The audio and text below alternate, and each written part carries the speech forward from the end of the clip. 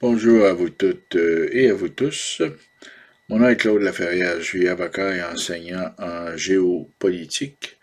Je fais cette vidéo dans une perspective d'éducation populaire.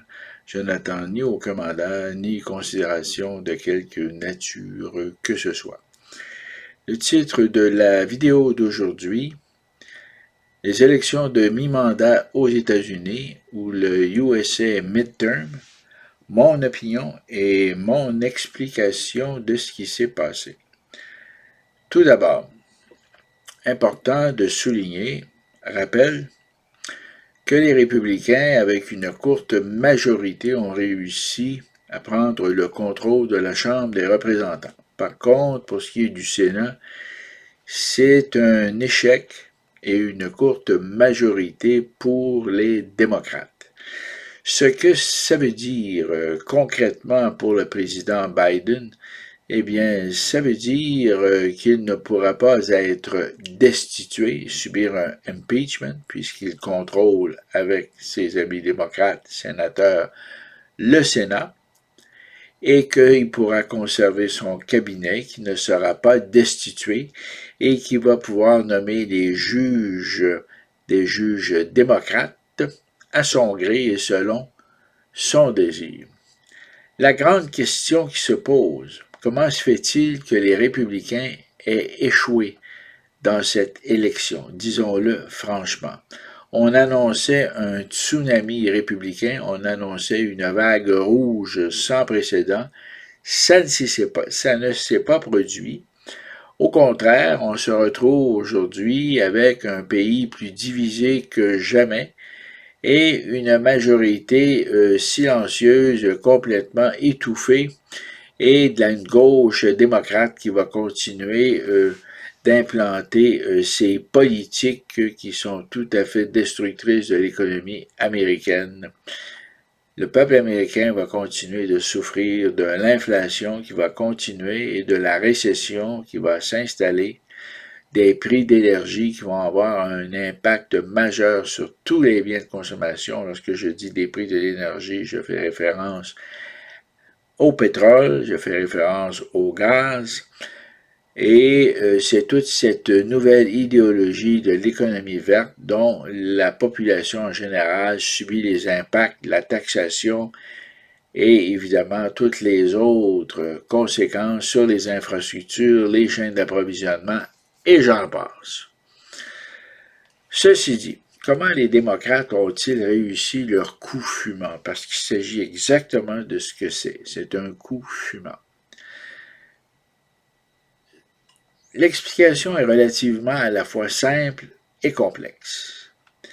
Simple, ils ont réussi à obtenir l'appui de certains républicains au Congrès, ceux qu'on appelle les rhinos, Liz Cheney, Mitt Romney et toute la clique. On a l'équivalent ici au Canada avec ce qu'on va appeler les bleus pâles versus les bleus foncés. Et au Canada, on a aussi donc, ce que je vous disais, l'explication elle est simple, parce qu'ils ont adopté une loi avec l'appui de faible pourcentage de la partie adverse. Mais l'explication est compliquée parce que ce qui est devenu la mode au Canada et aux États-Unis, c'est d'adopter pour le parti au pouvoir ce qu'on appelle des lois omnibus, mais pas n'importe quelle loi omnibus, des lois mammouth, c'est-à-dire omnibus plus plus plus.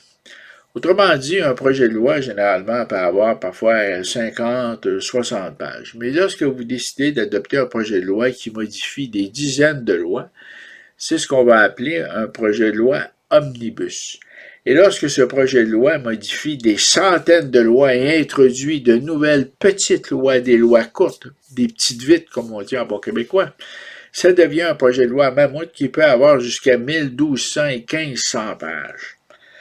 Eh bien, voilà le secret de la réussite des démocrates. Ils se sont servis de lois mammouth dans le cadre de la pandémie. Ils se sont servis de la loi mammouth pour appuyer Zelensky en Ukraine. Ils se sont servis de la loi mammouth pour combattre l'inflation, leur dernier bébé étant l'Inflation Act, pour procéder à des milliers de donations de petits cadeaux à des groupes ou à des sous-groupes qui avaient des intérêts communs avec la Maison-Blanche ou les démocrates et qui pouvaient même parfois être des républicains modérés, des républicains froids. Donc, à partir de loi Mammouth, on a donné des milliards, pas seulement à Zelensky en Ukraine, mais à des milliers de petits groupes et sous-groupes organisés qui avaient besoin de financement. Et voilà, le secret. Et ça, l'histoire des lois Omnibus et des lois Mammouth, ça remonte à très loin. Mais il y a un exemple relativement récent qui remonte à environ une trentaine d'années. C'est l'exemple du sénateur Robert Byrd à l'époque de Bill Clinton. Le sénateur Robert Byrd voulait faire annuler l'accord de libre-échange entre le Canada et les États-Unis. Robert Byrd, c'était un ancien membre du Ku Klux Klan, devenu un démocrate très actif et sénateur de la Virginie de l'Ouest. Et lui, il voulait utiliser une loi omnibus à l'époque pour obtenir l'annulation, pour ne pas dire plutôt la résiliation, de mettre fin, to cancel, l'accord de libre-échange entre le Canada et les États-Unis qui faisait très mal à son État. C'est ce qui fait qu'il a profité de petites rencontres en catimini avec d'autres sénateurs, avec des membres de la Chambre de représentants pour insérer en catimini, de façon tout à fait cachée, à partir de discours à mi-mot, à double langage, et à mettre l'annulation de l'accord de libre-échange comme une loi, comme un amendement à la loi sur l'accord de libre-échange qui l'annule, qui avait pour effet de l'annuler. Le problème pour le sénateur Robert Byrd, c'est que Bill Clinton était un président très appliqué dans son travail. Et ça, les gens le savaient. Mais il s'est quand même essayé.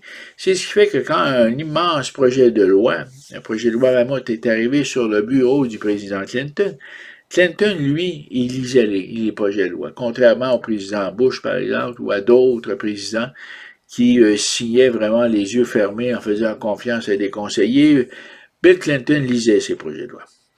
Et il est tombé là-dessus. Et là, il a fait une croix. Et il a fait un commentaire.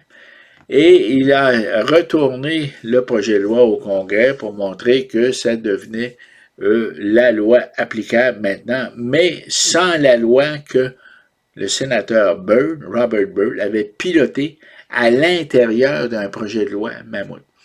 Donc, ça date pas d'hier, passez-moi l'expression, que ce soit au Congrès ou au Parlement du Canada, que dans le cadre de projets de loi omnibus devenus Mammouth, à l'époque du Stephen Harper, il y a eu quelques projets de loi Mammouth, qu'on en profite en quelque sorte pour modifier le code criminel, différentes lois en matière de douane, surtout de commerce international, et on en passe des vite comme ça aux électeurs, aux électrices et aux collègues du Sénat ou du cabinet ou de la Chambre des communes, aux États-Unis, bien sûr, par rapport à la Chambre des représentants.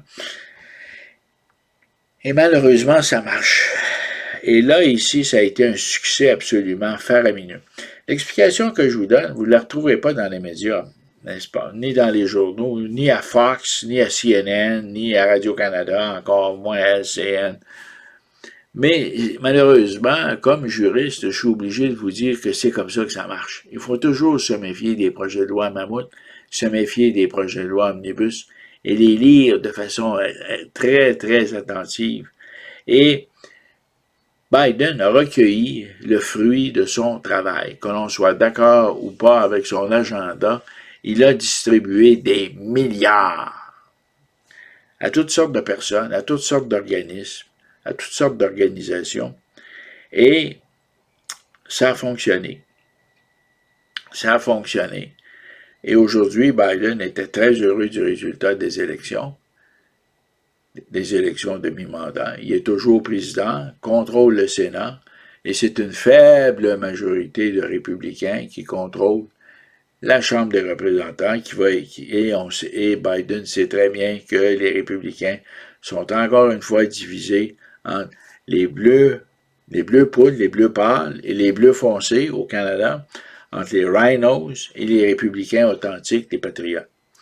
Donc, pour Biden, c'est une victoire, au fond, totale à mi-mandat, et c'est la raison pour laquelle il caresse l'idée de se représenter en 2024 contre Donald Trump. Voilà. Et ça, c'est l'explication que je vous donne, une explication concrète qui tient la route et qui est le reflet de la réalité économique des États-Unis où tout est une question d'argent. Voilà, c'était la vidéo pour aujourd'hui. Je vous souhaite une bonne semaine. N'hésitez pas à partager et à commenter, à aimer ou à ne pas aimer. Voici. Donc, bonne semaine et à la prochaine.